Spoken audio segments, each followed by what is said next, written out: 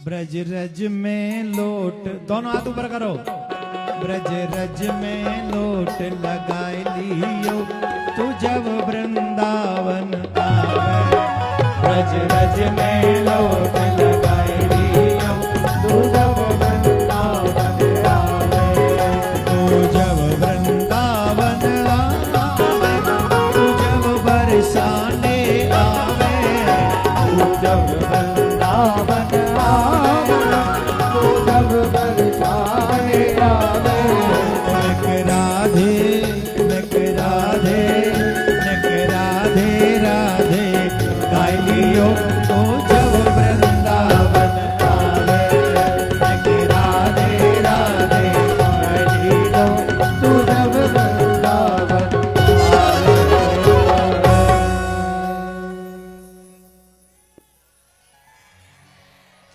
जब भजन हो जाया करो तो बैठ जाया करो, कोई कहे ना कि बैठना पड़ेगा। अब भजन हो गया, आनंद हो गया, आलस्य भाग गया। अब अपने अपने स्थान पर बैठकर फिर से कथा श्रवण करें। बोलो राधे राधे। जोर से बोलना पड़ेगा। नीचे बैठ जाए। माताराम बैठ जाइए। देखिए, कथा पंडाल को कथा पंडाल ही समझे, इसे अपना आंगन न समझे। तो बड़े आराम से शांति से बैठ जाएं। एक बार जोर से बोलें राधे राधे, और जोर से बोलें।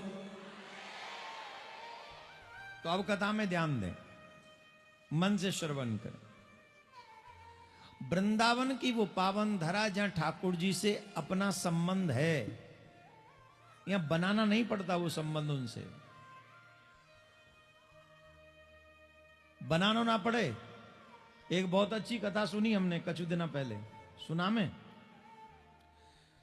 हमारे ब्रज में संत महात्मा यूं कहो कर, ब्रज भाषा में बोले का है, समझ में आ जाएगी। कहूं मत क्यों समझ में ना आई, आ जाएगी। कल फ्लाइट में हमें एक ऐसा आदमी मिलो, ब्रजते ही हो शायद, बोलो फोटो खींच लें, सूदो जैसे मो जरूरत हो, फोटो खींच लें। है मैंने कहा करेंगे रहते हो, बोल ठीक है तो बना ले रहे। मैंने बड़ी कृपा, वो ब्रजवासी हो कोई, अरे बड़ी कृपा। मैंने हाँ हम पे बड़ी कृपा। अब मुंह लगिया को मन कहूँ उदास न है जाए बेचारे को, कहूँ के को ज्यादा नखरे में आएगा। तो मैंने कही ले ले वो फोटो, तुम लेना चाहो तो। बोले ना अब न लेंगे। मैंने कही ब्रजवासी तो है ही, ब्रज है ही, सही है भैया मत ले, तू जा अपने घर जा। होते हैं कई तो ब्रजभाषा समझ में आनी चाहिए। हमें रस भी है और अलग भी है। बाबा ने कही, एक बाबा आओ, बड़े ध्यान से सुनो। ब्रज में भक्ति जवान है, ज्ञान वैराग्य वृद्ध है। साक्षात श्री कृष्ण आज भी ब्रज 84 कोष में ही रहते हैं, आज भी, आज भी। वृंदावन में ही नहीं, ब्रज 84 कोष में नंदगाम भी है, बरसानो भी है। अब अधिकांश सब लोग फोकस करते हैं वृंदावन। वृंदावन से ज्यादा तो ठाकुर जी नंदगाम में रहे हो, बरसाने में रहे हो। किशोरी जी वृंदावन ज्यादा नहीं, बरसाने। और लोगों को ध्यान कहां सबरे को, गाड़ी ते आए भुर, दर्शन करे उड़ गए हुर, नकल कर रहे ना। ब्रज 84 कोष के कण कण में ठाकुर जी है। एक क्षण भी छोड़ के नहीं जाता ब्रज को, ये मेरे ठाकुर जी है। जल में स्नान करने का एक नियम है कि 12 बजे से 3 बजे तक स्नान नहीं करोगे आप, या 11 बजे लगा लो, 11 से 3 बजे तक। क्यों? बोलिए वरुण देव का शयन करने का समय है। तो जब वरुण देव शयन कर रहे हो जल के देवता, फिर स्नान नहीं करना चाहिए। चंद्र ग्रहण इत्यादि में या शिवरात्रि इत्यादि में या विशेष रात्रियों में ये मर्यादा मान्य नहीं होगी। कुछ विशेष दिन है जिनमें ये बंधन टूट जाएगा। और पुण्य होगा वो। एक बाबा और रात के 2 बजे जाके नहावे जमुना जी में, वृंदावन में, रात के 2 बजे। और रात्रि में आप पता ही है, वरुण देवता तो सो जाए, पर चोर देवता भी तो जगे। रात में तो चोर देवता जगे, उनको काम तो रात में शुरू हुए। तो वो चोर देखे कि जा समय हमने करें जी बाबा भाई समय जमुना में डुबकी लगावे, वो काउ दिन पकड़े गए तो बहुत मार पड़ेगी हमें। तो एक दिन कई बार बाबा जी थे, ए बाबा तू कुछ जाना है कि ना जाना है? क्यों काहे गो? बोले रात्रि में देख रहे हो कै बज रहे हैं, 2 बज रहे हो, तू जमुना जी में डुबकी लगा रहा हो, वरुण देव सो रहे हैं, जमुना जी सो रही हैं, और तू जो है जमुना में स्नान कर रहे हो। तो बाबा बोले मैं तो जय समय स्नान करूंगा। अरे डरना लग रहा तो तू जाने हम कौन है? तो बाबा ने हंसते हुए कही, चोर की नगरी में आए तो चोर ही हो गए, हम तो चोरन की नगरी में चोर जा शिखामणि कृष्ण, उनके चोर ही हो गए। हाँ पहचान रहे हो? और उन्हें कोई हथियार निकाल के दिखाया हो। डरना लग रहा हो, हवाल मार दूंगा, पट्ट मर जाएगा नहीं। 1 सेकंड ना लगाई, कोई पूछे वारो ना थे, पीछे रोवे वारो ना होगो, हवाल मर जाएगा। डरना लग रहा हो। तो बाबा बिना डरे बाबा ने कहा, कही वो पूछ सोचो। बाबा ने कही, अरे भैया कल मारो सो हवाल मार दो, हम तो मरवे ही तो आए।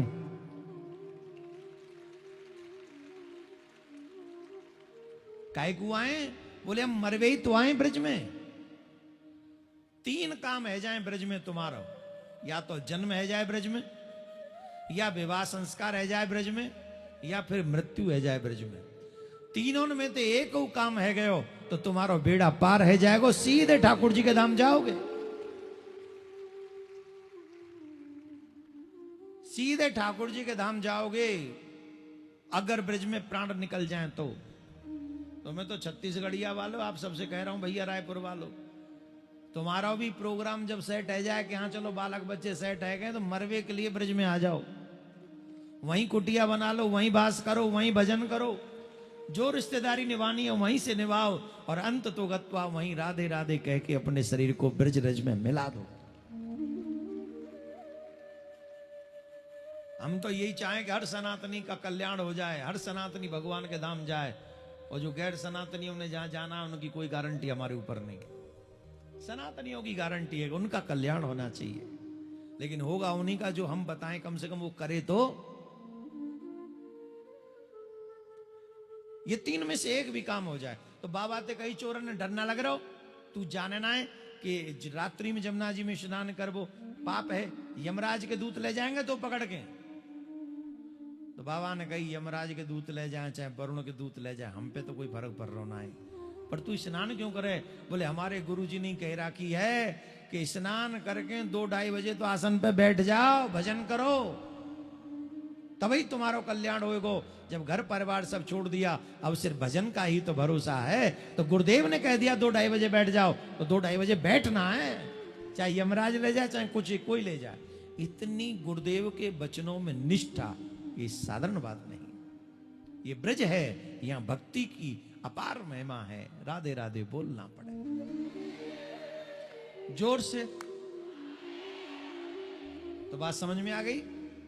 इसलिए ब्रज में भक्ति जवान है, जहां मरने का भी कोई डर नहीं, कोई भय नहीं। तब नारद जी ने सनक सनंदन सनातन से प्रार्थना की, उन्होंने ज्ञान वैराग्य को कनखल में श्रीमद् भागवत कथा सुनाई, और वहां उन्हें श्रीमद् भागवत सुन के ज्ञान वैराग्य का उद्धार हुआ, कल्याण हुआ। बोलो राधे राधे। और जोर से बोलना पड़ेगा, और जोर से बोलिए।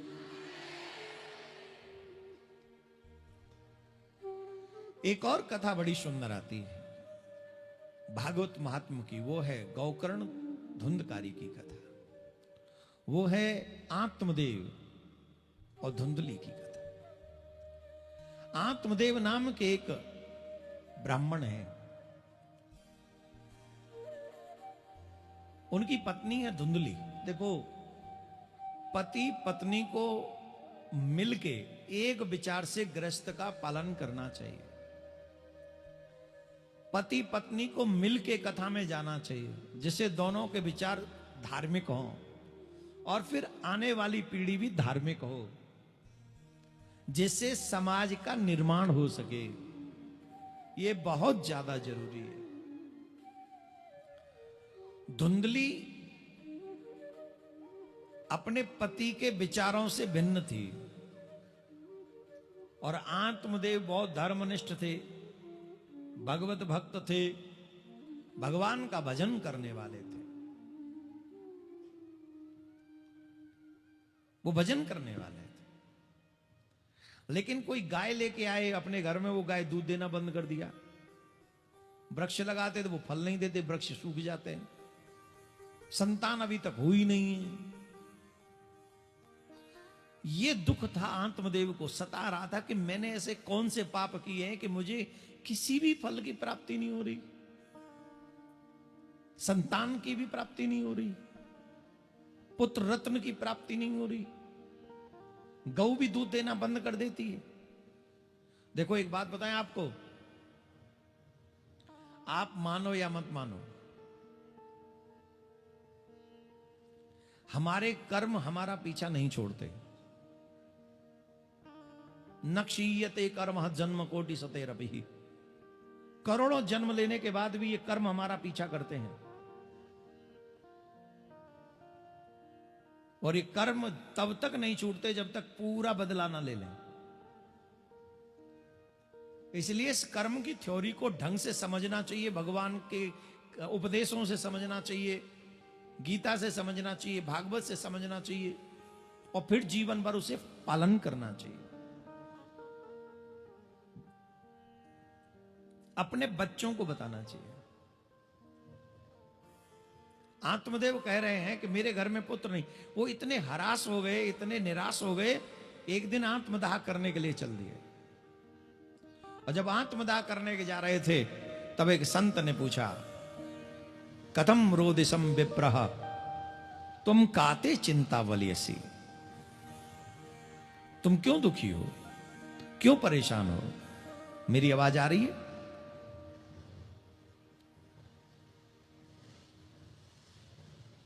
ऊपर आ रही है? अच्छा, हाँ, तो मौसम तो ऐसा ही है।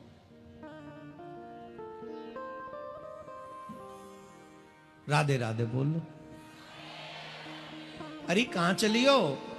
ए देवी हो, पीली मैया, कहां जा रही हो? आपको कितने बजे के लिए बोला हमने? अभी भी 42 मिनट्स हैं।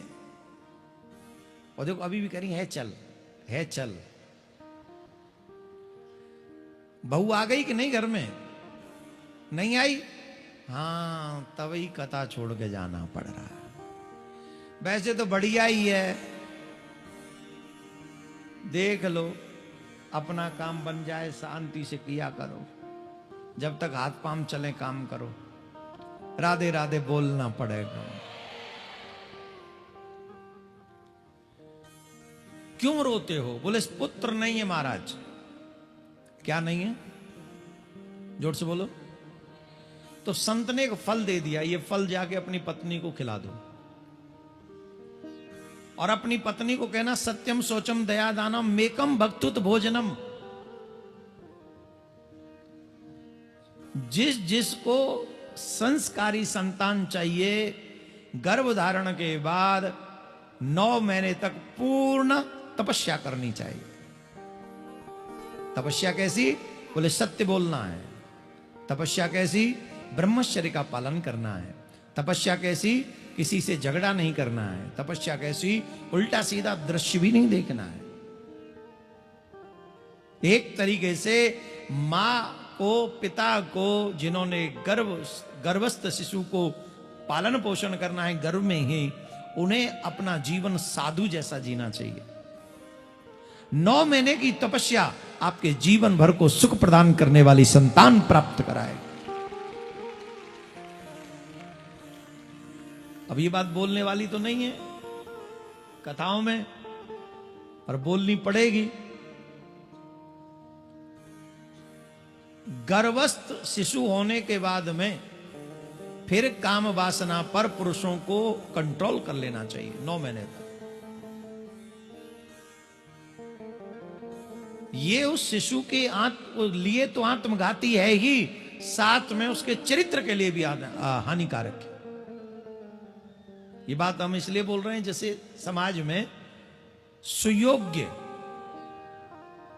अच्छे बाल गोपाल पृथ्वी पे आए, चाहे बेटी हो या बेटे, इसलिए हम इसको बोलना जरूरी समझते हैं, और वो भी मर्यादित शब्दों में बोल रहे हैं।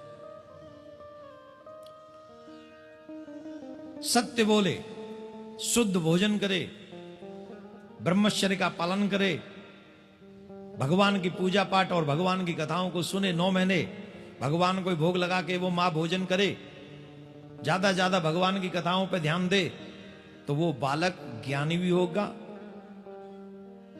सच्चा मानव भी होगा और भगवान का भक्त भी होगा। ऐसा हम नहीं, भागवत में लिखा है। भागवत में संत महात्मा ने जब फल दिया तो कहा ये करना, वो सच बोले 1 साल तक, सत्यम शौचम दया दानम, दान भी करती रहे, मेकम भक्तुत भोजनम, भगवान को भोग लगा के भोजन करे, ये सब विधान बताया। और आजकल की माताएं जब पता चल जाए कि डॉक्टर ने कह दिया ओ गुड न्यूज है, और ऊपर से डॉक्टर ही कह देता हिलना मत बेड से, बेड रेस्ट है टोटली, अब क्या करें, बोले मोबाइल चल रहा है, मोबाइल पे जन पता नहीं क्या क्या चल रहा है, वह जैसे मोबाइल चल रहा है वैसे पेट में वो लल्ला खिल रहा है, वहां से वैसे ही सीख रहा है वो, जो मम्मी देख रही है सुन रही है वही बालक पढ़ रहा है लिख रहा है अंदर, वैसे ही सामने आ रहा है। बोलो राधे राधे, जोर से बोलना पड़ेगा। संत ने ये फल दिया और फल लेकर ये गए, और जब फल लेकर ये गए तो अपनी पत्नी को ये फल दे दिया कि ये फल ग्रहण करो, तुम्हें पुत्र रत्न की प्राप्ति होगी। अब धुंधली डर गई, धुंधली जी को टेंशन हो गया, उनको टेंशन ये हो गया मैं फल को खाऊंगी मेरा शरीर भारी हो जाएगा, कहीं गांव में आग लग गई तो मेरा क्या होगा, चोर आ गए तो ये सब भाग जाएंगे, हम रह जाएंगे। तो नेगेटिव थ्योरी वाले लोग नेगेटिव सोचते हैं और पॉजिटिव थ्योरी वाले लोग पॉजिटिव सोचते हैं। तो उन्होंने वो फल खाया नहीं, गाय को खिला दिया, जिससे गौकर्ण हुए। और उनकी बहन भी प्रेग्नेंट थी उस समय, तो उन बहन से उन्होंने धन देके उसकी संतान ले ली, उसका नाम रख दिया धुंधकारी। क्या नाम रखा, जोर से बोलो, धुंधकारी उसका नाम रखा। बोलो राधे राधे, जोर से बोलो। इस समाज में 2 प्रकार की संतानें हैं, प्रकार तो कई हैं, प्रमुखतः 2 प्रकार के लोग, एक अच्छी संतान और एक गड़बड़ झाला वाली संतान। अच्छी संतान के विषय में बाद में चर्चा करेंगे, पहले गड़बड़ झाला वाली बात सुनो। धुंधकारी के विषय में भागवतकार ने लिखा, वेद व्यासी महाराज ने लिखा है, गौकर्णो धुंधकारी महाखला, गौकर्णो पंडितो ज्ञानी। गौकर्ण जो थे, जो गौ से हुए थे, उनके कान गौ जैसे थे, इसलिए उसका नाम गौकर्ण था। वो पंडित थे, वो विद्वान थे, वो संस्कारी थे, वो देवी देवताओं को मानने वाले थे, वो माता पिता के चरणों में साष्टांग दंडवत करने वाले थे, वो वेदों का उच्चारण करने, वेद मंत्रों का उच्चारण करने वाले थे, रिस्पेक्ट करने वाले थे सबकी। और धुंधकारी ठीक इसके अपोजिट था। जोर से बोलो। अरे नहीं, मतलब उसके अपोजिट था ना धुंधकारी। अब हमको एक बात पूछनी है आपसे, आपको कैसी संतान चाहिए, गौकर्ण जैसी कि सबका कल्याण कर देने वाली? जवाब दो। सबका कल्याण समझ गए? धुंधकारी वाले लोग कैसे हैं जानते हो?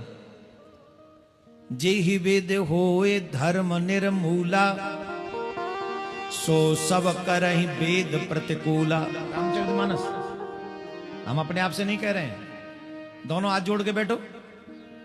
ढंग से बैठो। दूसरे प्रकार के लोग कैसे हैं, हम उनको समझा दें थोड़ा।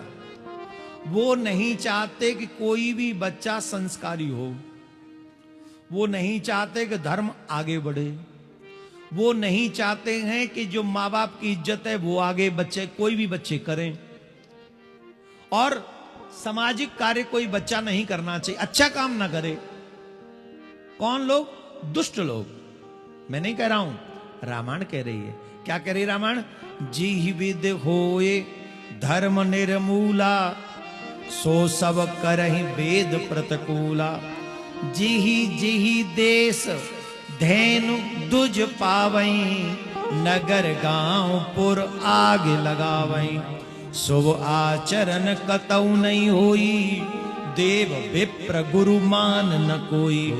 नहीं हरि भगति यज्ञ तप ज्ञाना, सपने सुनाई न वेद पुराना। क्या करते हैं? बोले वो वेद विरुद्ध आचरण करते हैं, जिससे धर्म के प्रतिकूल कर्म करते हैं, भाषा का इस्तेमाल करते हैं। जिस गांव में गाय मिल जाए, विप्र मिल जाए, धैनु मिल जाए, उस गांव में आग लगा देते हैं। अच्छे काम कभी करते ही नहीं। वेद, देव, विप्र, धैनु इनके विरुद्ध आचरण करते हैं, माँ बाप के विरुद्ध आचरण करते हैं। न तो वो हरि भक्ति करते हैं, न यज्ञ करते हैं, न उनको ज्ञान है, और सपने में भी वेद पुराणों में निष्ठा नहीं रखते। बोलो राधे राधे। और एक इसके अपोजिट वो पूरी निष्ठा रखते हैं। अब हमको एक बात बताइए, आपको कैसी संतान चाहिए? आप लोग जो यहां बैठे हैं, एक धर्म के साथ जीवन जीने वाली संतान चाहिए और एक धर्म के विरुद्ध आचरण करने वाली संतान चाहिए। बताइए कैसी संतान चाहिए? जोर से बोले। आप धीरे बोल रहे हैं। कैसी संतान? धर्म के पद पर चलने वाली संतान चाहिए? चाहिए? तो आपको भी धर्म के पथ पे चलना पड़ेगा। आहा, देखो ये कलयुग है, और कलयुग में हम देख रहे हैं जो धर्म के प्रतिकूल कर्म कर रहे हैं, लोग उनकी प्रशंसा करते हैं, और जो धर्म के पथ पे चलने का प्रयास कर रहे हैं उनकी लोग निंदा कर रहे हैं। अब हमें ज्यादा इस पे बोलना नहीं था, हमने तो निश्चय किया था हम बोलेंगे नहीं, पर हमें पत्रकारों ने पहला ही क्वेश्चन यही किया एयरपोर्ट पे, और कोई प्रश्न नहीं किया। राम मंदिर की चोरी का दूसरा क्वेश्चन था हमसे, पहला ही हमसे क्वेश्चन ये किया कि आपके ऊपर ये आरोप है कि आप वंशवाद फैला रहे हैं। आपने अपने पुत्र को प्रवचन या कथाकार बनाने के लिए आप वंशवाद, और कोई उत्तराधिकारी नहीं था आपका। अरे मैं बाबाजी थोड़ी हूं जो अपनी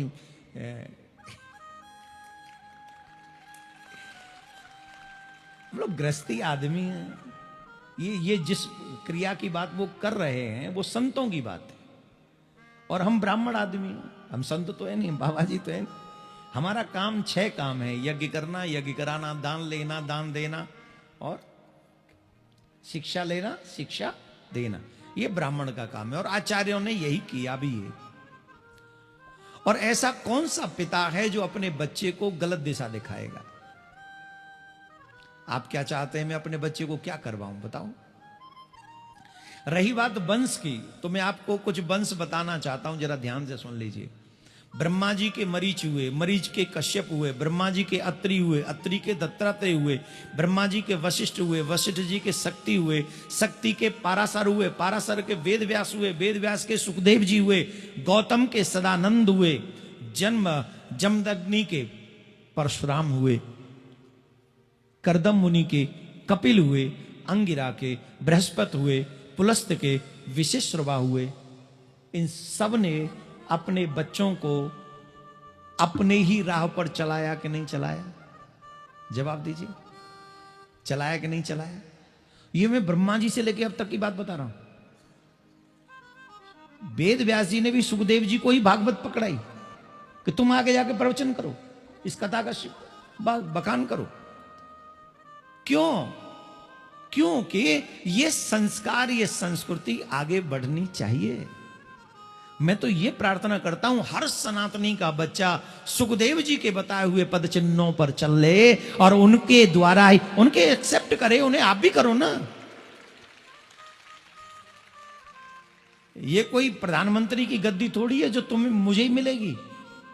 कितने कथावाचक हैं इस समय संसार में, हमने किसका विरोध किया है? और हमारे खुद के भी शिष्य कई कथा कर रहे हैं, एक दो नहीं है, कई शिष्य हैं जो कथा कर रहे हैं और हम उनको भी आशीर्वाद देते हैं। हमें आपके किसी भी, अभी हमको कहा गया था इस पे बोल देना, बहुत ज्यादा लोग जानना चाहते हैं, आप कुछ कह देना। हम क्यों बोलें?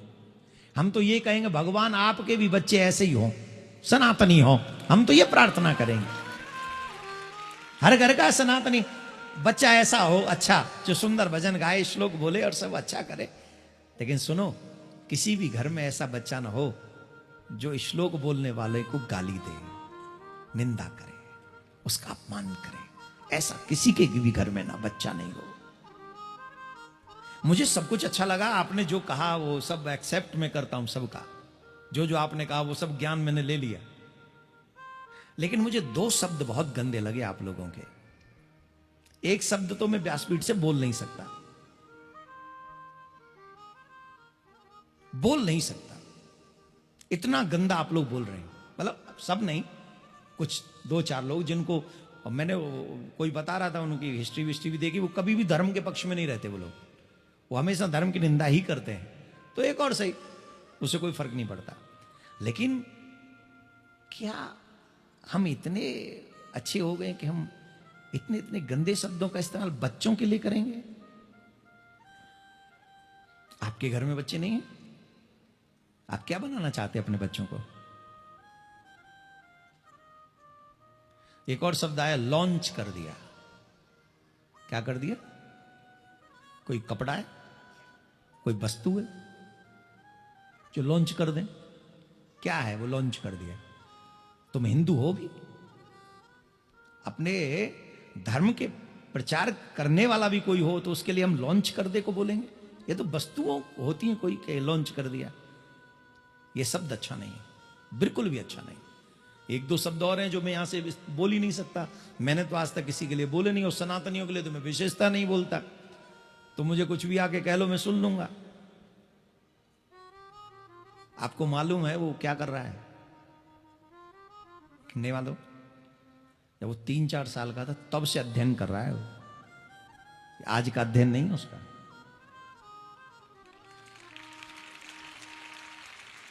जब वो 3-4 साल का तब से लगा रखा उसको, और विद्वानों आचार्यों के, विद्वान आचार्यों के सानिध्य में काम कर रहा है,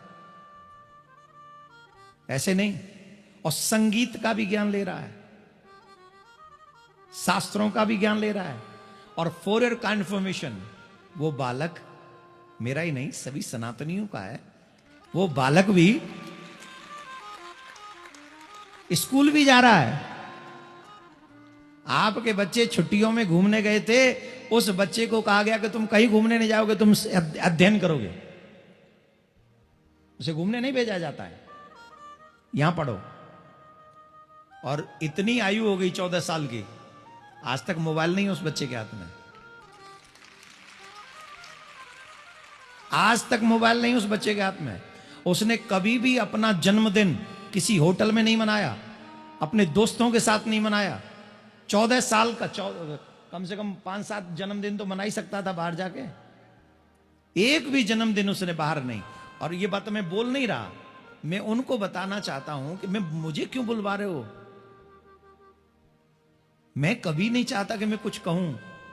मैं ये चाहता हूं कि आप भी अपनी भाषा सुधारिए। मैं आपके बच्चों के लिए प्रार्थना करता हूं, भगवान आपके बच्चों को आपसे 10 गुना ज्यादा सक्सेस करे।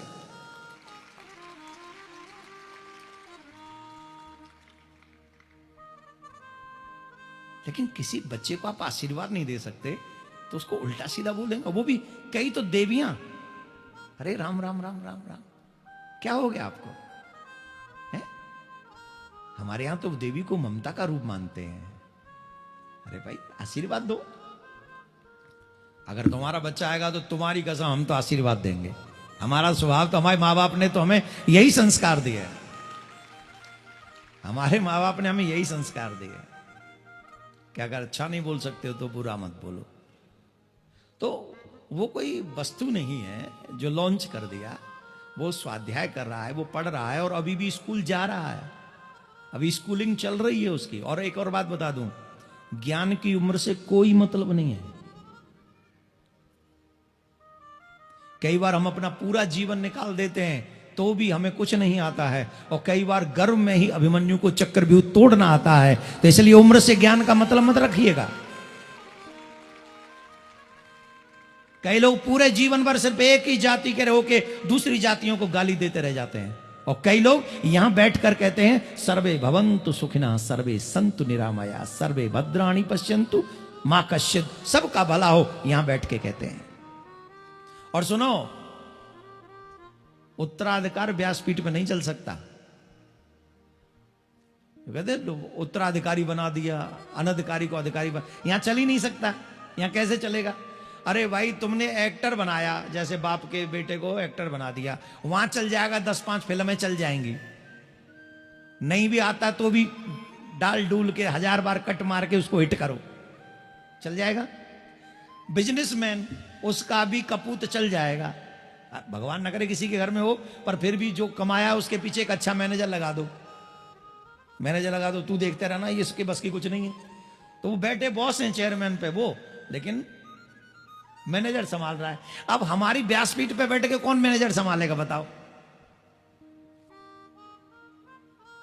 भाई आपने पंडाल लगा दिया, आपने सब लगा दिया, सब माइक लगा दिया, बड़ी आस्था पे लाइव कर दिया, सब कर दिया, पर ईमानदारी से बताओ, बोलेगा तो 2 घंटे 3 घंटे तू ही, इस पे मैनेजर क्या करेगा? अच्छा बताओ, ये मैनेजर संभाल सकता है? मैं बोल रहा हूं, इतनी देर से बोल रहा हूं, बिना रुके बोल रहा हूं, अब ये मैनेजर आके मुझे कुछ बताएगा? मेरी जगह आधा घंटा माइक संभाल लेगा? जवाब दो। नहीं मेरे प्यारे, यहां तो व्यक्ति वही बैठ सकता है जिसे ठाकुर जी सामर्थ्य दें। ये उत्तराधिकारी बात नहीं हो सकती यहां पे। यहां तो वो सामर्थ्य चाहिए, अगर है तो करो, नहीं है तो घर बैठो। हजारों लाखों लोग हैं जो चाहते हैं कथावाचक बने, और कर रहे हैं, प्रयास कर रहे हैं, कहां गए? और हजारों ऐसे हैं जो ब्राह्मण देवता या अन्य भी जो कथा कर रहे हैं, आज बहुत फेमस है। तो भाई साहब, आपसे एक ही निवेदन है, प्लीज थोड़ा सा विनम्र होइए, करुणा कीजिए, दूसरों को, बच्चों को भी अपने जैसा ही समझिए। जब मैं सबके बच्चों के लिए प्रार्थना कर सकता हूं, तो कम से कम आप प्रार्थना नहीं तो छोड़ तो दीजिए, इतना तो कर ही सकते हो। मैंने निश्चय किया था मैं कुछ बोलूंगा नहीं, लेकिन मुझे जबरदस्ती फोर्स कर करके बुलवाया गया है हमारे लोगों के द्वारा कि नहीं आप कुछ कह दीजिए। और मैं यही कहूंगा कि अभी वो बच्चा कथा नहीं कर रहा है। सोमनाथ गए थे, अधिक मास चल रहा था, हमने कहा तुम इतने दिन से प्रयास कर रहे हो, हमें भी तो पता चले कि तुम कर क्या रहे हो, तो चलो बाबा भोलेनाथ को कुछ सुनाओ। तो उसने भागवत जी के ऊपर प्रवचन किया। अभी तक तो भागवत नहीं की है, व्यासपीठ नहीं मिली अभी उसे, अभी सिर्फ उसने प्रवचन किया है। और गजब का बंदा है, प्रवचन में ही इतनी तहलका मचा दी है।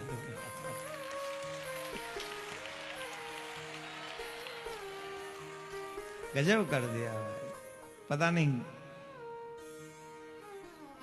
है। अरे अभी बिना करे तो इतना सुनना पड़ रहा है हमें। अच्छा बताओ, कौन कौन चाहता है कि हम उनसे कथा न करवाएं? नहीं, हमारी तो संपत्ति आप ही जनता जनार्दन है। आप बताओ कौन कौन चाहता है हम उनसे कथा न करवाएं? बोलो, आज बोलो। आज से ही उन्हें वो डॉक्टर की वाली क्या बोल रहे, क्या करवा दो? कौन सा एग्जाम कह रहे थे वो? काहे की पढ़ाई करवाओ, एग्जाम दिलवाओ, नीट की। सब नीट ही बन जाएंगे। और बोल भी बोल रहे हैं जो खुद नहीं कुछ कर पाए। कुछ तो कर पाए, कुछ लोग बिना बोले बोले। खैर, अच्छा बताओ कौन कौन चाहता है कि कथा ना करवाएं? जवाब दो, हम अभी कह देंगे उनको कुछ और बनो। और कौन कौन चाहता है वो करें कुछ, मतलब कथा करें? प्रवचन करें। जिस दिन प्रियाकांत जी कृपा करेंगे निश्चित वो श्रीमद् भागवत कथा भी करेंगे। और जब करेंगे सुयोग्य बनकर ही करेंगे, उस लायक बनकर ही करेंगे कि जब उनको पता चल जाए हमें भी कि हाँ वो कर सकते हैं। और हाँ, हर संस्कारी बालक होना चाहिए। मेरे 100 करोड़ सनातनी हैं तो इनके 500 करोड़ बच्चे हों, और 500 करोड़ बच्चे सब के सब धर्म पथ पर चलने वाले, माथे पे तिलक, गले में कंठी, हाथ में कलावा, मुख में भगवान का नाम, और माँ बाप के आगे हो साष्टांग दंडवत प्रणाम। ऐसी संतान सबको प्राप्त हो, हम ऐसी प्रार्थना प्रियाकांत जी सरकार से करते हैं। राधे राधे बोलना पड़ेगा, जोर से बोलना पड़ेगा। अभी भी पढ़ रहे हैं, स्कूल भी जाते हैं ना, समझ गए? इतने कोई समझ लेना, बहुत टाइम खा गएगा तुम लोग। अब कथा में प्यारे, सुयोग्य संतान भी भाग्य से मिलती,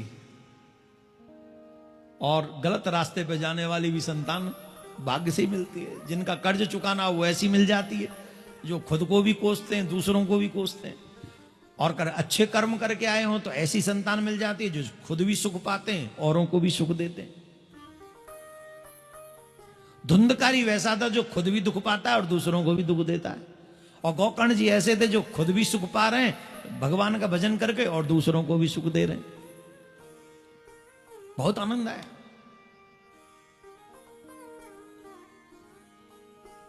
एक दिन आत्मदेव दुखी हुए। क्यों? उन्होंने एक बच्चे को, धुंधकारी ने एक बच्चे को पकड़ा और कुएं में डाल दिया, वो मर गया। उसके घर वालों ने आके शिकायत की, अरे मैं एक चीज तो भूल ही गया इस बीच में, मैं आप लोगों के लिए लाया था, ये तो मैंने वो बता दिया ना। गोकर्ण जी वाला तो ये लिस्ट बता दी, ब्रह्मा जी से लेके हर पिता चाहता है अपने पुत्र ऐसे बने, तो वो लिस्ट बता दी आपको, सुन लिया आपने। अब आजकल की और एक लिस्ट सुन लो, अगर ऐसे चाहते हो तो मुझे बता देना। सिया और केतन पुणे कांड आप लोगों ने देखा होगा, चाहते हो? रूबी और सुरेंद्र आगरा कांड आपने सुना होगा। मुस्कान और सौरभ मेरठ कांड आपने सुना होगा। सोनम और राजा इंदौर आपने ये कांड सुना होगा। सुष्मिता और करण ये कांड आप लोगों ने सुना होगा। बताओ आप ऐसे बच्चे चाहते हो? चाहते हो? और सुन लो भी तो। सास दामाद के संग भाग गई। अलीगढ़ में सास दामाद को लेकर फरार हो गई। गोंडा जिला में युवक अपनी सास को लेकर भाग गया, ससुर जी देखते रह गए। अभी हंसने वाली बात है कि रोने वाली बात है? जोर से बोलिए। यह संस्कार विहीनता है, और ये सब बच्चे कॉन्वेंट के पढ़े हुए हैं मोस्टली, मतलब एक आध नहीं भी होगा, पर अधिकांश कॉन्वेंट के स्कूल, इंग्लिश मीडियम स्कूल के पढ़े हुए बच्चे हैं। इसलिए आग्रह करूंगा, स्कूल चाहे जो भी हो, लेकिन घर में एक रामायण जरूर होनी चाहिए, जिससे हमारे बच्चे चरित्रवान बन सकें, संपन्न बन सकें। 6 दिन और हूं यहां, आज के बाद लेके आइएगा। मैं अपनी पूरी कोशिश करूंगा कि मेरे हर एक घर के सनातनी के घर में एक सुयोग्य संतान उत्पन्न हो, जो है वो बने सनातनी। मेरी तरफ से कोई कमी नहीं रहेगी। अभी तो सनातनी जाने कितना आप हम लोगों की बातों को स्वीकार करते हैं और नहीं करते हैं। कई लोग अभी भी सिर्फ टीवी देख रहे होंगे, कई तो आस्था पे ही देख रहे होंगे, कई यूट्यूब पे ही देख रहे होंगे, कौन चले वहां। अरे जो जो पग आगे धरो कोटिन यज्ञ समान। जब आप कथा सुनने के लिए एक एक कदम आगे बढ़ाते हो, एक एक यज्ञ का फल आपको प्राप्त हो जाता है। जितना पैदल चल के आते हो उतना लाभ मिलता है आपको। बोलो राधे राधे, जोर से बोलना पड़ेगा। तब गोकर्ण जी महाराज ने अपने पिताजी को रोते हुए देखा। पूछा, पिताजी क्यों रोते हो? बोले, रो ना तो क्या करूं, तू देख नहीं रहा? तेरा भाई क्या कर रहा है? तेरे भाई की वजह से मैं दुखी हूं। गोकर्ण जी ने कहा, मेरे भाई की वजह से नहीं, आप अपने अहम की वजह से, मैं की वजह से, मैं और मेरे की वजह से दुखी है। किसकी वजह से दुखी है? मैं और मेरा, यही दुख है। इस शरीर को आप मेरा कहते हो, समाज सब परिवार को आप अपना मेरा कहते हो, ये आपके हैं नहीं। कितनी देर रुकेगी? जैसे मुट्ठी बंद हो और बालू उसमें चाहकर भी रुक नहीं सकती, वैसे ही संसार में हमारा ये जीवन, ये जैसे बालू खिसक रही है वैसे हमारी श्वास भी खिसक रही है। संसार हमारा था नहीं, संसार हमारा होगा नहीं, तो हमारा कौन है? मेरे कृष्ण थे, मेरे कृष्ण हैं और मेरे कृष्ण ही रहेंगे।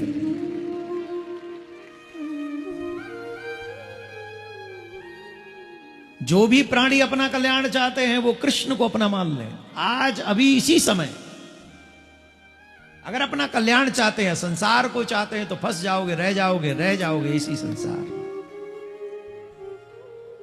मिलके कहना चाहिए, हे प्रभु हम तुम्हारे थे प्रभु, हम तुम्हारे, हम तुम्हारे रहेंगे ओ मेरे प्रियतम। तुम्हें छोड़े सुने नंद दुलारे, कोई न मीत हमारा, काके द्वारे जाए पुकार, कोई न हेतु हमारो, अब तो आके बाँह पकड़ लो ओ मेरे प्रियतम, ओ मेरे प्रियतम।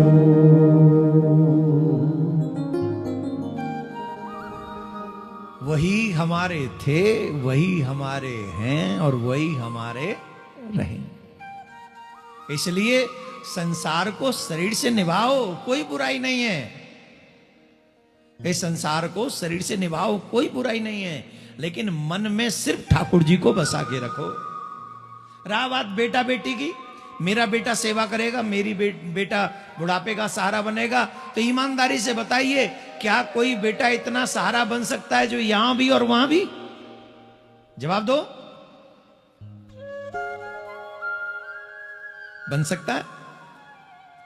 भाई कितना भी अच्छा बेटा हो, तुम बीमार पड़ गए तुम्हारी दवाई करवा देगा, तुम बीमार पड़ गए तुम्हें हॉस्पिटल ले जाएगा, ज्यादा ही बीमार, ज्यादा ही अच्छा बेटा हुआ तो तुम्हें मलमूत्र भी अपनी गोद में ले जाएगा, साफ कर देगा, सब कर देगा, दवाई टाइम पे दे देगा, राइट?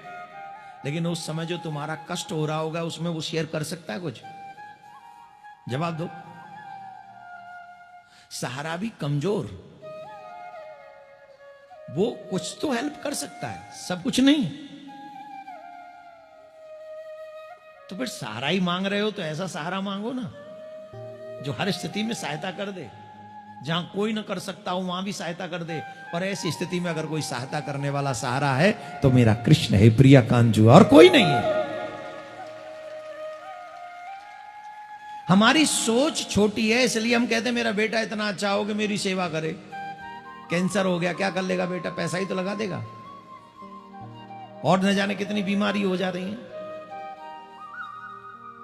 लेकिन अगर कृष्ण मेरा सहारा है तो मेरा कोई न सहारा बिन तेरे, गोपाल संवरिया मेरे, मेरा कोई न सहारा बिन तेरे, गोपाल संवरिया मेरे, गोपाल संवरिया मेरे, गोपाल संवरिया मेरे, नंदलाल संवरिया मेरे, नंदलाल संवरिया मेरे, मेरा कोई न सहारा बिन तेरे,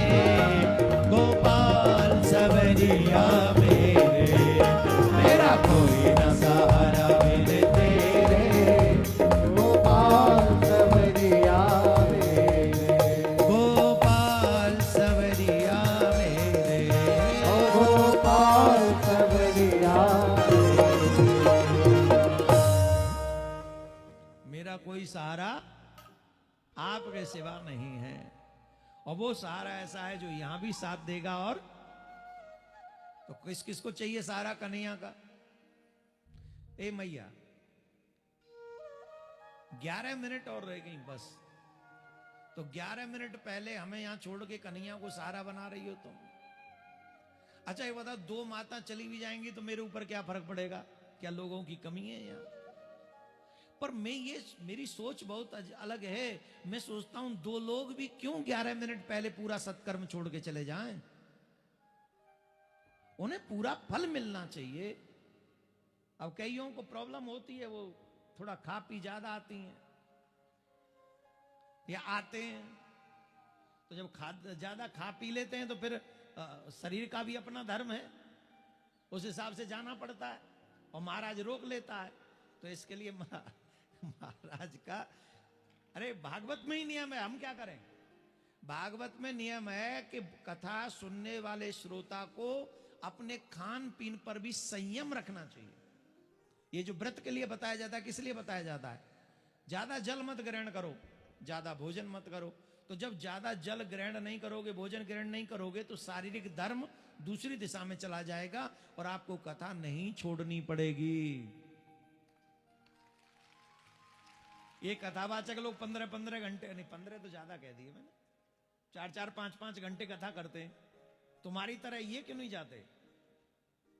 बीच में क्यों नहीं जाते बताओ? क्यों? ये उस रूल को फॉलो करते हैं। कथा से 2 घंटे 2.5 घंटे पहले से no water, no eating anything, जिससे शरीर को कंफर्टेबल रहने में सुविधा रहे। तो इसका धर्म है, जो धर्म है वो करेगा ही। तो इसके लिए बहुत जरूरी है 2-2.5 घंटे। और कई माता तो 5 बोतल लाती हैं रखे बगल में, एक जगह खुद की, एक 5 बोतल वाले थैला की। एक खत्म, दूसरी सिलटा ली, दूसरी खत्म। बोतल मतलब पानी की बोतल। हाँ, कहीं और ही समझो कि महाराज तो ऐसा कह रहे थे, पानी की बोतल।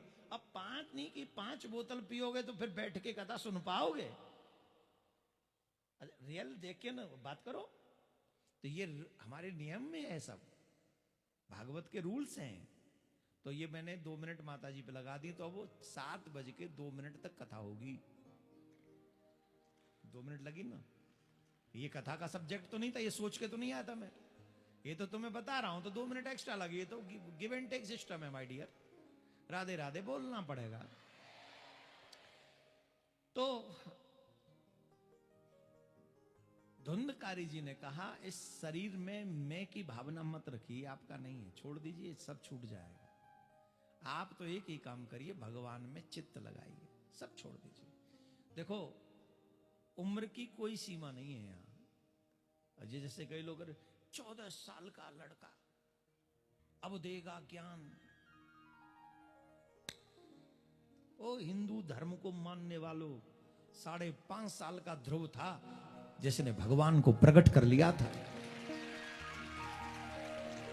7 साल का प्रहलाद था जिसके लिए खंबा फाड़ दिया था भगवान ने, नरसिंह भगवान बनकर आना पड़ा था। क्या बातें करते हो? उम्र से नापते हो किसी चीज को? वो एक नहीं था बच्चा, एक बहुत टीवी पे आता था, वो बहुत छोटा सा था, बिहार का था, एकदम गंजा सा, कौटिल्य। क्या उम्र थी उसकी? ये जितने बोल रहे हो एक बार उनके संग बैठो उसके साथ। कौटिल्य कितना प्रचारित हुआ वो। ये देन किसी के थोपने से नहीं आती है। उम्र का कोई मतलब नहीं भक्ति से और धर्म से। सुखदेव जी महाराज जन्म लिया और घर छोड़ के चले गए।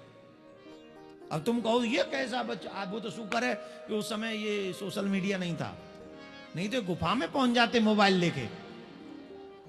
तुम यहां क्या कर रहे हो? सुखदेव जी वो बैठे समाधि में, ये बोलो यहां कैसे? घर छोड़ दिया, देखो ये देखो ये बेटा। और जो गलत नैरेटिव सेट करते ना, जो धर्म के विरुद्ध नैरेटिव सेट करते, जिनका काम है धर्म को गाली देना, नीचा दिखाना, उल्टा सीधा बोलना, वो नैरेटिव सेट करते हैं। ऐसे बच्चों के लिए भी नैरेटिव। अब सोचो वो होते और सुखदेव जी के समय चले जाते उस गुफा में, और सुखदेव जी बैठे निर्वस्त्र, एकदम कोई लंगोटी नहीं, जन्म लिया और घर छोड़ दिया, आके बैठ गए गुफा में, और वहां ये पहुंच जाते। अब कल्पना करो ये क्या करते। सोचो। और यही होते आजकल के विद्वान। हे भगवान, सुखदेव जी भागवत जी कर पाते फिर? ऐसा नहीं। सनातनियों, आपका बिलीव हो या ना हो, लेकिन एक काम में बिलीव जरूर रखो कि हम भारत में जन्म लेके आए हैं और भारत सनातनी बाहुल्य देश है। हमें सनातन का अपमान नहीं करना चाहिए। कौन क्या बनेगा उस बच्चे पे छोड़ दो, उसे बनना होगा बनेगा, नहीं बनना होगा नहीं बनेगा। हम कौन होते हैं? आजकल तो बच्चों को भी फोर्सफुली कुछ नहीं बना सकते आप। तो जिसे जो बनना है बने, तुम्हें जो बनना है बने, आप भी बन जाओ कुछ।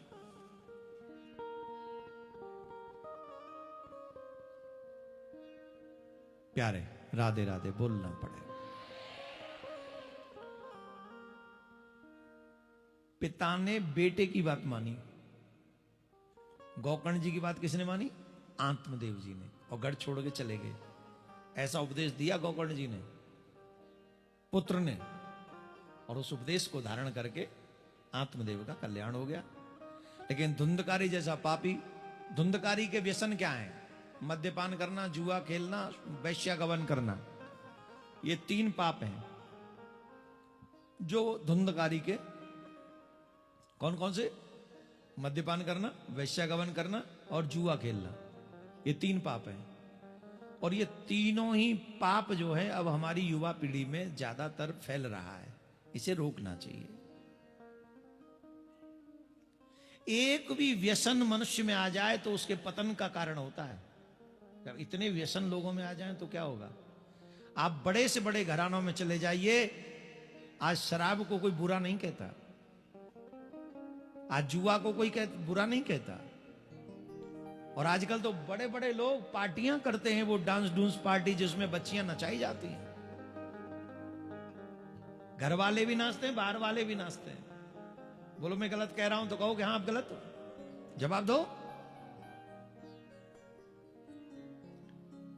ऐसे लोगों को क्या भागवत अच्छी लगेगी? जिनका मन कहीं वहां लगा हुआ है, उनको कहो श्लोक, वो तो कहेंगे हाँ ये याद कर लिया होगा। तो भैया तुम भी कर लो एक आध, याद करके उसे जीवन में उतार लो, क्या बुराई है? अरे श्लोक है, श्लोक की चिंता करो, फिर परलोक की चिंता करो। श्लोक संभाल लोगे, परलोक संभल जाएगा।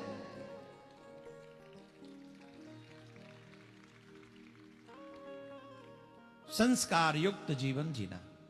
तो धुंधकारी को ये तीनों व्यसन थे। एक दिन बुरी स्त्रियों ने उसको मार दिया, और मरने के बाद में वो प्रेत बना। और जब वो प्रेत बना, प्रेत बन गया वो। गोकर्ण जी ने पिंडदान कर दिया था गया में जाके उनका। इसके बावजूद भी उसका कल्याण नहीं हुआ था। तब गोकर्ण जी ने, वो जब गोकर्ण जी को डराया तो उसने कहा हम भ्राता तो दियोस्मी धुंधकारी नामतः, मेरा नाम धुंधकारी है, आप ही का भाई हूं।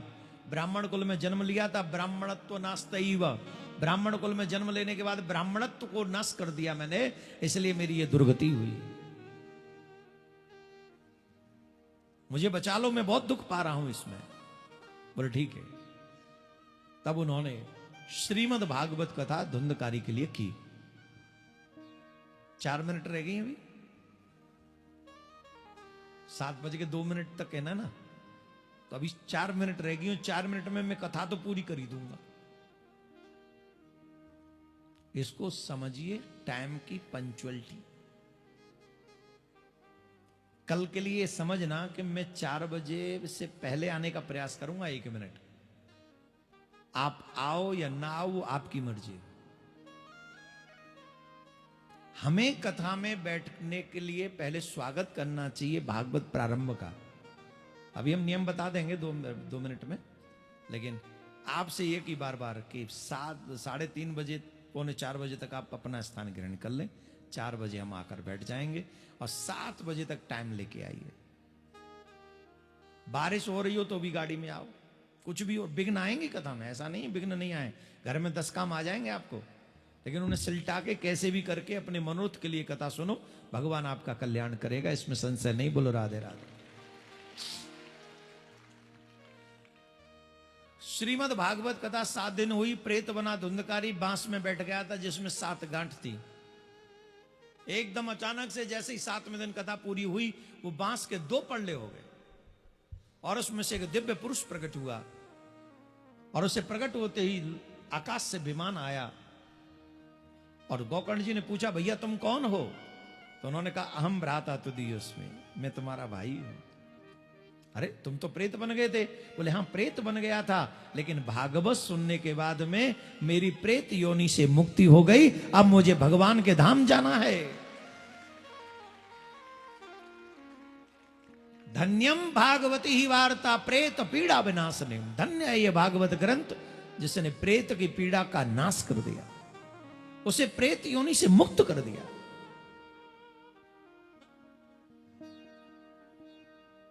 प्रेत योनि से मुक्त हो गए। तब उस बोले कथा तो सबने सुनी, विमान तुम्हारे लिए आया अकेले देवदूतों, ये क्यों? तब देवदूतों ने कहा कि जिसने जिस भावना से कथा सुनी है उसकी वही भावना पूरी हुई है। आप लोग भी जो यहां बैठे हैं जिस जिस भावना से कथा सुनेंगे आप लोगों की वही मनोकामना पूरी होगी। बोलो राधे राधे। बोले कथा सुनने के नियम क्या हैं? बोले नियम सुन लो सभी ध्यान से। पहला नियम, कथा की प्रथम आरती हो उस समय हम यहां पर पहुंच जाएं पहली आरती से।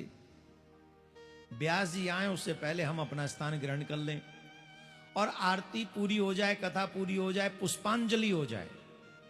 आरती के बाद पुष्पांजलि होती है, फिर महाराज उठेंगे और प्रणाम करके महाराज जाएंगे, तब भागवत जी को प्रणाम करके हमें अपने घर जाना चाहिए। पहला नियम है। दूसरा नियम, हो सके तो व्रत रहकर कथा सुने कि हम 7 दिन व्रत करेंगे। वो संभव ना हो तो बोले एक समय व्रत, एक समय भोजन ले ले कथा के बाद, पूरा दिन फलार वलार कर ले, शाम को जाके अन्न ग्रहण कर ले एक समय। वो भी संभव ना हो तो बोले फिर उतना भोजन करे जिससे आलस्य ना आए। मेन बात है कि कथा नहीं छूटनी चाहिए। अधिक भोजन कर लेने से हमें फिर शारीरिक धर्म को करने के लिए बार बार उठना पड़ेगा, इससे हमारी कथा छूट जाएगी। कथा नहीं छूटनी चाहिए, यह ध्यान रखें। तीसरा नियम, ब्रह्मचर्य का पालन करें 7 दिन। हो सके तो पृथ्वी पर शयन करें, अगर वो संभव ना हो तो जहां हम लेटते हैं, क्योंकि आजकल तो काट के ही होते हैं वो जो बेड होते हैं, बस जिनको वस्त्रों को हर दिन यूज करते हैं उनके ऊपर गर्म कोई ऊनी वस्त्र बिछा लें जिससे वो पवित्रता बनी रहे। ऊन अपवित्र नहीं होती किसी कंडीशन में, तो उस पर कोई ऊन का वस्त्र बिछा लें। चौथा, मनसा वाचा कर्मणा 7 दिन में किसी को बुरा करना नहीं, बोलना नहीं, दुख देना नहीं। इन नियमों के साथ अगर आप श्रीमद् भागवत कथा सुनते हो तो जो आप भागवत से मांगोगे वही आपको प्राप्त हो जाएगा। बोलो राधे राधे। घड़ी देखिए, बताइए क्या बज गए?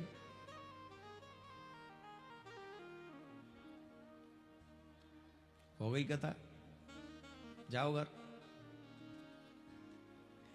वो देखो एक तो खड़ी भी हो गई। अरे 2 मिनट और बैठ जाओ। आप कहें, क्योंकि मैं चाहता हूं एक भजन सुना के आपको विदा करें और उसके बाद फिर आरती होगी और उसके बाद आप जाना। घर तो जाना ही, हर दिन तो घर में ही रहते हो और हम लोगों के आगे आगे कहते हो महाराज हम बहुत दुखी हैं घर से। घर से दुखी और घर ही भागते हो यहां से।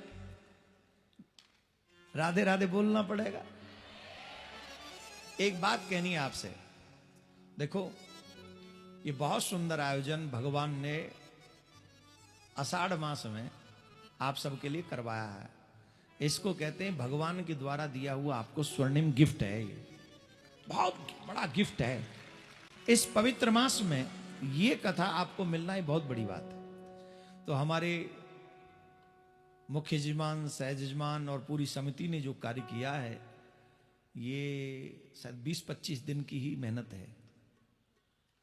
20-25 दिन में इतना सुंदर आयोजन होना, ये तो रायपुर पे कृपा होनी थी ठाकुर जी की, इसलिए उन्होंने कर दिया।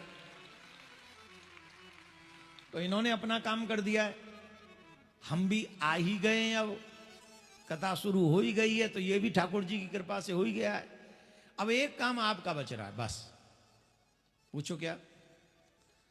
यहां से जाने के बाद कम से कम 25 लोगों को बताना है। आप अपने इंस्टा पे, फेसबुक पे, जो भी आप चलाते हो, कौन कौन चलाता है? सब चलाते हैं, सबकी सोशल मीडिया है, अपना ही मैनेजमेंट चल रहा है इन लोगों का, सबका। तो एक फोटो खींचो यहाँ की, अपनी भी फोटो खींचो और अपने सोशल मीडिया पे डाल दो कि श्रीमद् भागवत कथा प्रारंभ हो गई है। आप लोग इतने बजे से इतने बजे तक बच्चों को लेकर पहुंचे, बच्चों को सनातनी बनाए, संस्कारी बनाए। ये सबके आज जानी चाहिए पोस्ट, और कम से कम 25-25 कॉल आपकी आज जानी चाहिए। यहां जनता की कमी नहीं है, पहले दिन के हिसाब से संख्या बहुत अच्छी है, लेकिन हम चाहते हैं जब पूरी दुनिया देख रही है आस्था के माध्यम से, विदेशों में जा रहा है रायपुर का नाम, तो घर में बैठकर नहीं, टीवी पे तो आप हर बार कथा सुनते हो, इस बार आपको कथा पंडाल में बैठकर पूरी कथा सुननी। और ये पूरा जो वर्षा का भी कोई विघ्न नहीं है, तो आप सब लोग ये पूरा 25-25 लोगों को जाके अवगत कराएं, फोन करें और अपने नातेदार, रिश्तेदार, फ्रेंड्स को सबको बताएं और बड़ी से बड़ी संख्या में कथा में पहुंचे। राधे राधे। बोल वृंदावन बिहारी लाल की। जिस प्रकार पूज्य महर्षि ने हम सभी को बताया है कि हम सभी को इस भागवत कथा को सीमित नहीं रखना है, अपने तक नहीं रखना है, आगे भी बताना है। समिति ने यहाँ बुलाकर कार्यक्रम भागवत कथा प्रारंभ कराकर अपना कार्य किया, लेकिन अब यहाँ से आगे भागवत का प्रचार हम सब लोग भी करें, अपने लोगों को, इष्ट मित्रों को बताएं, ग्रुपों में डालें। व्हाट्सएप ग्रुप बने हुए हैं, इस कथा का पोस्टर, कथा प्रारंभ हो चुकी है, पहला दिन निकल चुका है। ठीक 3:15 साढ़े 3 बजे से पहले पहले आप लोग यहाँ पहुँच जाएं, जिससे कि हनुमान चालीसा आप लोग यहाँ बैठकर जब हमारे संगीतज्ञ प्रारंभ करें तो वो आप भी हनुमान चालीसा का गायन कर सकें। आने का क्रम जो पीछे नंदगाम बनाया है, नंदगाम से पीछे से सब लोग आएंगे। बरसाने के लोग जो है, बरसाने ये बीच वाला जो पार्ट है ये बरसाने का है, इधर से बरसाने के लोग आएंगे, और वृंदावन के जिनके पास हैं वो इधर से आप लोग आ सकते हैं। दूसरा क्रम है कि नो तिलक नो एंट्री, ये स्लोगन है, तो इसको आप भी फॉलो करें, हर एक व्यक्ति, हर एक सनातनी। तो आप लोग या तो घर से तिलक लगवा के आएँ, खुद लगा के आएँ, और नहीं 1% कुछ कोई लोग जॉब से आते हैं, कहीं कहीं से आते हैं, तो आप लोग बांकी बिहारी मंदिर हमने एकदम एंट्री पर ही बनाया हुआ है, तो बांकी बिहारी मंदिर वृंदावन जाना पड़े आपको, उससे बेटर है कि 7 दिन यही वृंदावन बन चुका है, तो वृंदावन में भजनों के साथ, कथा के साथ साथ आप लोग बांकी बिहारी के भी दर्शन करें, और बांकी बिहारी के दर्शन करके वहीं श्रद्धा सुमन जो भी आपको अर्पण करना है, पुष्प इत्यादि नौछावर वहीं अर्पण करें, और वहीं से तिलक लगवाकर आप लोग यहाँ बैठें, कथा का आनंद प्राप्त करें। ये आयोजन जिस प्रकार विश्व शांति सेवा चैरिटेबल ट्रस्ट और अंतर्राष्ट्रीय वैश्य महासम्मेलन छत्तीसगढ़ के द्वारा ये संयुक्त रूप से ये आयोजन आप सब लोगों भक्तों के लिए, रायपुर के भक्तों के लिए रखा गया है, जिसमें कि हमारे यजमान परिवार के रूप में सभी भक्त प्रेमी के साथ में योगेश अग्रवाल जी जो इस आयोजन के संयोजक भी हैं, पूरा परिवार उनका भी हृदय से धन्यवाद है। अब निवेदन करेंगे, कुछ नाम लेंगे, वो कृपया मंच पर आकर महर्षि से आशीर्वाद प्राप्त करेंगे, और फिर हम सब लोग भजन की ओर बढ़ेंगे, और फिर उसके बाद आरती की ओर आगे बढ़ेंगे। सभी से निवेदन है, जितने भी हमारे आयोजक समिति के मेंबर हैं, व्यवस्था बनाने के लिए मीटिंग में रहना अति आवश्यक होता है। कल हमने मीटिंग ली थी और वो व्यवस्था बताई थी, तो कई लोग मीटिंग में नहीं रहे थे, तो वो व्यवस्था बिगड़ती है उसके बाद। तो मेरा निवेदन रहेगा कि अभी कथा के महाराष्ट्र के जाने के 10 मिनट के बाद ही, और मात्र 10 मिनट की मीटिंग लेंगे, क्योंकि आप भी थके हुए हैं, 10 मिनट की मीटिंग लेंगे। जितने भी हमारे आयोजक समिति के मेंबर हैं तो वो लोग यहाँ पर रुकेंगे, जिससे कि कल से कोई अव्यवस्था न हो सके और हम हर एक कार्य कर सकें। तो उसके लिए कथा के महाराष्ट्र के निकलने के 10 मिनट बाद मात्र 10 मिनट की मीटिंग हम लोग लेंगे स्टेज के पास में ही, तो आप लोग जाए नहीं, इसका ध्यान रखें। और माता बहनों से एक और निवेदन है कि अपने अपने आभूषण, मोबाइल, पर्स, चैन, इन सब का ध्यान रखें। गोल्ड बहुत महंगा है, इसलिए बिल्कुल भी चैन इत्यादि पहन के ना आए। मैं हंसी के लिए नहीं बोल रहा हूँ, ये सच्चाई है, क्योंकि जब जिसकी चैन चोरी होती है ना, चाहे कितना भी उद्योगपति हो, वो बड़े अच्छे तरीके से रोता है यहाँ पर, और रोते हुए हम बहुत लोगों को देखते हैं और बहुत लोगों को कहते हैं कि ये आप लोगों की व्यवस्था ठीक नहीं थी। अपनी गलती नहीं बताती है उस समय माता बहन। तो निवेदन है हाथ जोड़ के, क्योंकि जहाँ जहाँ भीड़ होती है वहाँ पर ऐसी व्यवस्था हो सकती है और लोग आते हैं, तो आपका भी काम है कि आप लोग भी ऐसी भीड़ में चैन पहनकर न जाएं। तो हाथ जोड़ के निवेदन आप सबसे। एक सनातनी परिवार, छत्तीसगढ़ सनातनी परिवार व्हाट्सएप चैनल बनाया है हमने पूज्य महाराष्ट्र के सानिध्य में, और इसमें आपको कथा का लिंक, कथा की पिक्चर और भी महाराज श्री के संदेश इसमें मिलेंगे। जो भी सनातनी परिवार से जुड़ना चाहे, ये हमारे कार्यकर्ता आपके बीच में आ रहे होंगे। ये सनातनी परिवार चैनल है व्हाट्सएप पर, इसमें कहीं भी आपको आपका नंबर कोई किसी को शेयर नहीं हो सकता है और नहीं आपका कोई नंबर देख सकता है, तो इसलिए ये बनाया गया है जिससे कि आपकी प्राइवेसी बनी रहे। तो आप सबसे निवेदन है इस चैनल को भी आप लोग फॉलो करें और जो हमारे कार्यकर्ता आते हैं वो आपको सब्सक्राइब करवा देंगे। इसी के साथ निवेदन करेंगे आशीर्वाद के लिए प्रकाश महेश्वरी जी, कृपया मंच प्रधान श्रीमती सीमा सिंह जी, शैलेंद्र पांडे जी, रोशनी मिश्रा जी, सरिता वर्मा जी, श्याम किशोर गुप्ता जी, जिन जिन के मैं नाम ले रहा हूँ कृपया मंच पर आकर पूज्य महर्षि से आशीर्वाद प्राप्त करेंगे। राकेश मिश्रा जी, नवीन लोड़ा जी, आलोक पांडे जी, राजन, श्रीमती राजबिक जी, उनसे निवेदन है कृपया वो भी मंच पर पधार कर महर्षि से आशीर्वाद प्राप्त करेंगे। आइए अब हम सभी एक भजन की ओर आगे बढ़ेंगे और भजन के साथ ही फिर हम सब लोग आरती में सम्मिलित होंगे।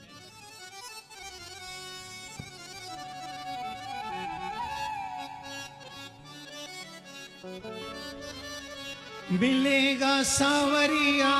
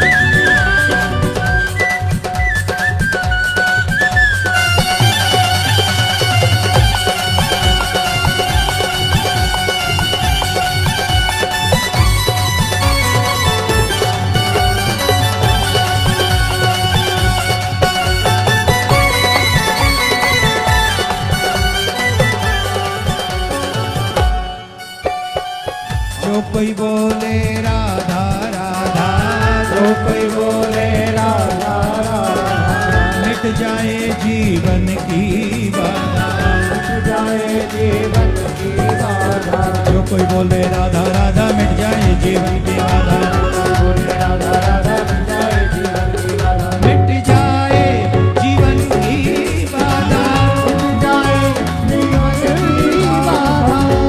प्रेम रस घोल रे तू राधे राधे बोल रे, प्रेम रस घोल रे तू राधे राधे बोल रे। मिलेगा सावरिया बजेगी बांसुरिया, मिलेगा सावरिया बजेगी बांसुरिया। जन्म अनमोल रे तू राधे राधे बोल रे, जन्म अनमोल रे तू राधे राधे बोल रे।